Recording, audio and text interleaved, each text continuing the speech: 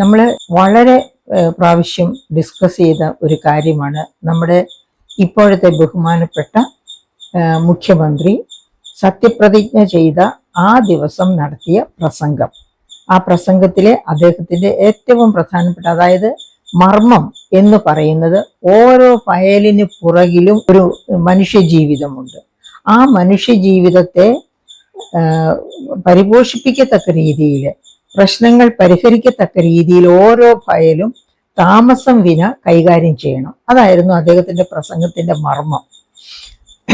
അങ്ങനെ പ്രസംഗിച്ച അദ്ദേഹത്തെ പറ്റി നമുക്കെല്ലാം വലിയ മതിപ്പായിരുന്നു. കർശന സ്വഭാവക്കാരനായ ശ്രീ പിണറായി വിജയൻ മുഖ്യമന്ത്രിയായിട്ടിരിക്കുമ്പോൾ ഫയൽ കൂമ്പാരങ്ങളൊക്കെ താനെ താഴേക്ക് വരും. എന്ന് വെച്ചാൽ ഓരോരുത്തരും എഫിഷ്യൻ്റായിട്ട് ഫയലുകൾ നോക്കും, തീരുമാനങ്ങൾ എടുക്കും. അങ്ങനെ ഫയലിൻ്റെ പുറകിലുള്ളവർക്ക് അവരുടെ പ്രശ്നങ്ങൾ പരിഹരിക്കപ്പെടും. കേരളത്തിലെ സാമ്പത്തിക ജീവിതം, സോഷ്യൽ ലൈഫ് എല്ലാം കൂടുതൽ മെച്ചപ്പെടും എന്നൊക്കെ നമ്മൾ വിചാരിച്ചിരുന്നു. അങ്ങനെ ചെയ്യാൻ വിമുഖത കാണിക്കുന്ന ഉദ്യോഗസ്ഥർ ഭരണത്തിലുണ്ടാവില്ല, അഥവാ പദവിയിലുണ്ടാവില്ല. അവരോടൊക്കെ കർശന നിലപാട് സ്വീകരിക്കും. അങ്ങനെ ഒരു ശുദ്ധി കലശം സെക്രട്ടേറിയറ്റിൽ നടക്കും. സെക്രട്ടേറിയറ്റിൽ 2013-14 വർഷത്തിൽ ഞങ്ങൾ ഇരിക്കുമ്പോൾ എടുത്ത കണക്കനുസരിച്ച് തന്നെ 37,000-ലധികം ഉദ്യോഗസ്ഥർ എക്സസ് ആയിരുന്നു സെക്രട്ടേറിയറ്റിൽ. അങ്ങനെ അന്നേ അത്രയും എക്സസ് ഉദ്യോഗസ്ഥർ ഉള്ളപ്പോൾ ഇപ്പോൾ അതിനേക്കാളും കൂടിയിട്ടുണ്ടാവും. അപ്പൊ ഈ എക്സസ് ഉദ്യോഗസ്ഥരെയൊക്കെ കുറെ പേരെ കാര്യക്ഷമതയില്ലായ്മ കൊണ്ട് കുറെ പേരെ തട്ടിക്കൊടഞ്ഞു കളയുമ്പോൾ ഈ എക്സസ് ഉദ്യോഗസ്ഥർ കുറെ പേരൊക്കെ, അതായത് എക്സസ്സുകാരായിരിക്കില്ല, എക്സസ്സുകാരെന്ന് നമ്മൾ പറയുന്നത് കാര്യക്ഷമതയുള്ളവരായിരിക്കും. പക്ഷെ കാര്യക്ഷമത ഇല്ലാത്തവരെ തട്ടുമ്പോൾ ഈ അധികപ്പറ്റുള്ള ഉദ്യോഗസ്ഥർ, അതായത് കൂടുതൽ പേർക്ക് ശമ്പളവും മറ്റെല്ലാ സൗകര്യങ്ങളും കൊടുക്കുക എന്ന പ്രാരാബ്ധത്തിൽ നിന്ന് കേരള ഗവൺമെന്റ് രക്ഷപ്പെടുകയും ചെയ്യും എന്നൊക്കെ നമ്മളൊക്കെ വിചാരിച്ചിരുന്നു. പക്ഷെ സംഗതി അതൊന്നുമല്ല. ബഹുമാനപ്പെട്ട മുഖ്യമന്ത്രിയുടെ സംഭാഷണം, അദ്ദേഹത്തെ പ്രസംഗത്തിന്റെ മർമ്മം കൈക്കൂലി വാങ്ങരുതെന്നോ ഇൻജസ്റ്റിസ് നടത്തരുതെന്നോ ഒന്നും അല്ലായിരുന്നു. ഫയൽ നീക്കം നടക്കണം, ജീവിതങ്ങൾ രക്ഷപ്പെടണം എന്നായിരുന്നു. പക്ഷേ അങ്ങനെ ചെയ്യണമെന്ന് അദ്ദേഹം നിർദ്ദേശിച്ചതൊക്കെ ശരിയാണ്. പക്ഷെ പിന്നെ ഇങ്ങോട്ട് വന്നപ്പോഴെന്താണ് അദ്ദേഹത്തിന്റെ പ്രസംഗത്തിന്റെ മർമ്മം തന്നെ, ഞാനാണ് സർവ്വതും, ഈ നാടിന്റെ വിധി നിർണയിക്കേണ്ടത് ഞാനാണ്.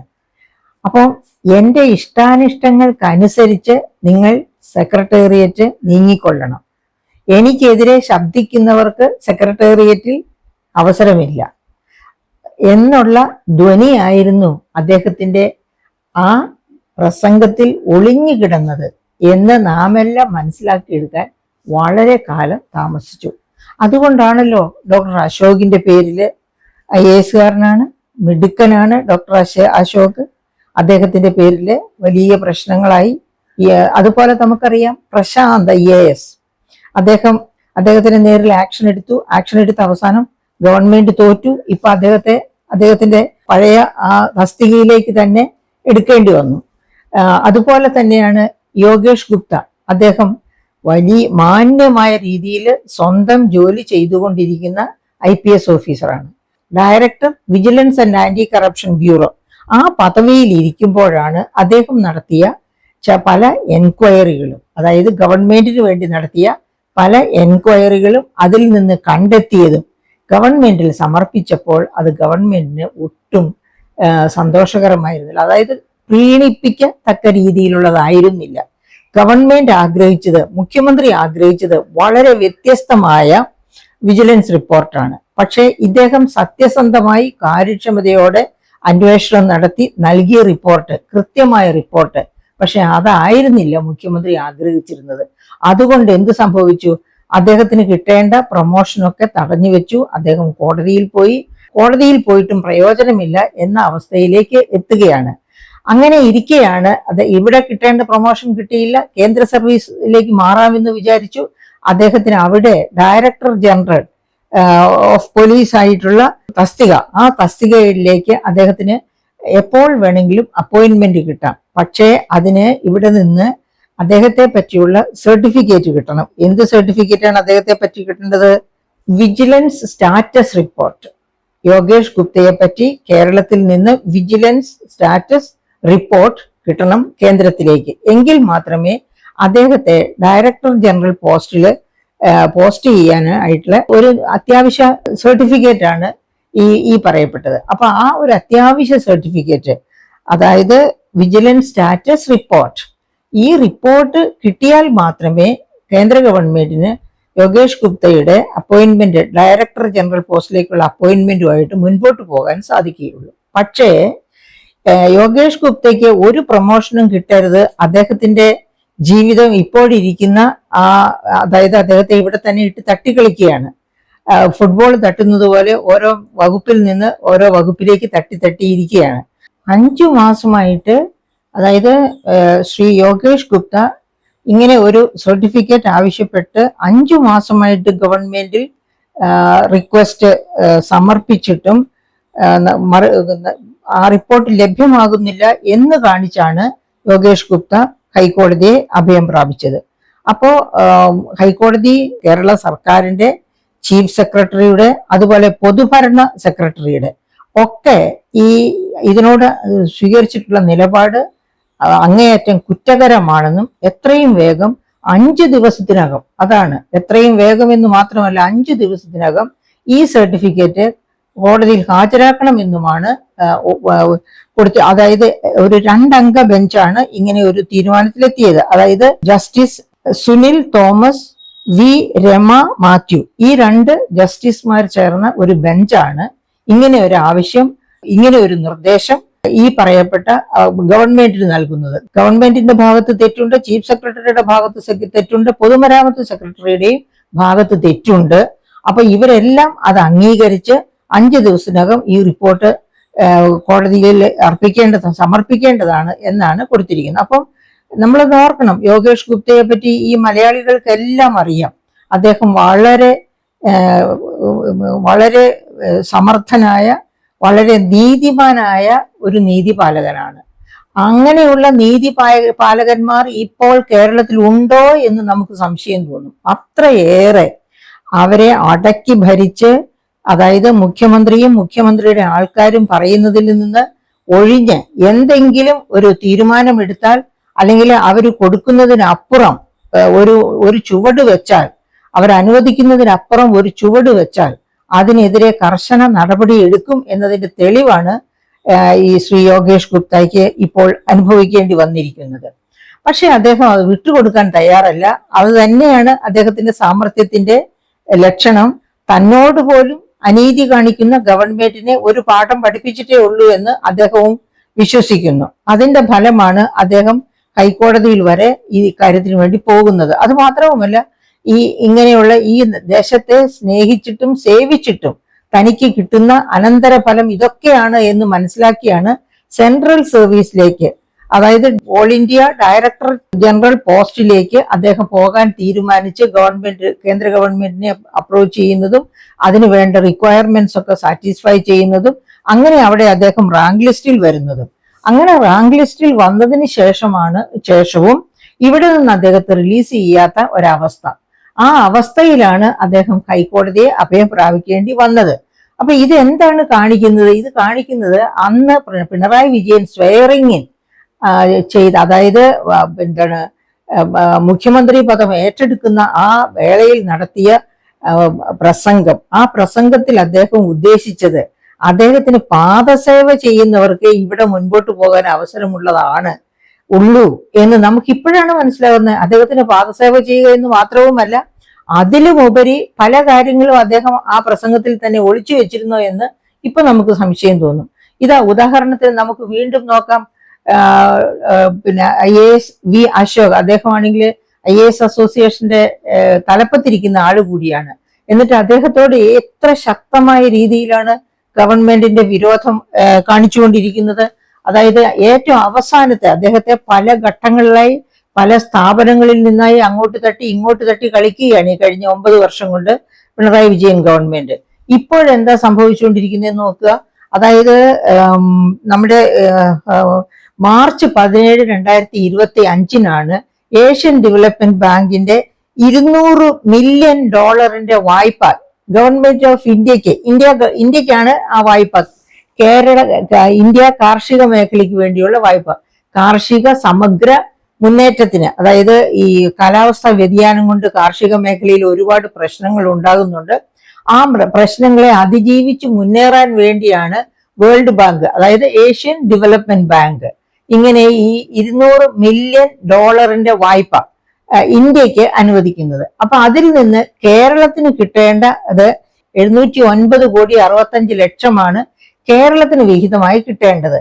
അതിലെ ഫസ്റ്റ് ഇൻസ്റ്റാൾമെന്റ് ആയിട്ടുള്ള 139.66 കോടി രൂപ നമുക്ക് മാർച്ച് 17 കിട്ടുന്നു. മാർച്ച് 17, 2025 നമുക്ക് കിട്ടുന്നു എന്ന് പറഞ്ഞാൽ കേരളത്തിലേക്ക്, കേരള ഗവൺമെന്റിന് ആ എമൗണ്ട് 139.66 കോടി രൂപ വരുന്നു. സാധാരണ രീതിയിൽ അന്ന് കൃഷിയുടെ പ്രിൻസിപ്പൽ സെക്രട്ടറി ആയിരുന്ന ഡോക്ടർ അശോകിന്റെ അധികാര പരിധിയിലേക്കാണ് ആ എമൗണ്ട് എത്തേണ്ടത്. പക്ഷേ എത്രയോ, അതായത് ഒരു എമൗണ്ട് ഏഷ്യൻ ഡെവലപ്മെന്റ് ബാങ്കിന്റെ പണം വന്നാൽ 15 ദിവസത്തിനകം കൺസേൺഡ് ഡിപ്പാർട്ട്മെന്റിൽ ആ പണം എത്തിയിരിക്കണം. അത് വളരെ കൃത്യമായിട്ട്, അതായത് ഫയലുകൾ കെട്ടിക്കിടക്കരുത് എന്ന് മുഖ്യമന്ത്രി പറഞ്ഞതിനേക്കാൾ ജാഗ്രതയോടുകൂടി വേൾഡ് ബാങ്കിന്റെ പണം ഉപയോഗിച്ചിരിക്കണം. അതിന്റെ ഉപയോഗം എങ്ങനെ നടത്തി, കാര്യക്ഷമമായി നടത്തിയോ, കാർഷിക മേഖലയ്ക്ക് വളർച്ച ഉണ്ടായോ, ഇത്തരം കാര്യങ്ങളൊക്കെ അവർ വളരെ കൃത്യമായി അവരുടെ ആൾക്കാർ വന്ന്, വേൾഡ് ബാങ്കിന്റെ ആൾക്കാർ വന്ന് അന്വേഷിക്കും. ഇവിടെ അതൊക്കെ നടത്തി റിപ്പോർട്ടൊക്കെ സ്വീകരിച്ചിട്ട് അത് വളരെ കുറഞ്ഞ പലിശയ്ക്ക് കിട്ടുന്ന വായ്പയാണ്. ഇവിടെ ഇന്ത്യൻ കാർഷിക മേഖല കടുത്ത പ്രതിസന്ധിയിലൂടെ കടന്നു പോവുകയാണ്.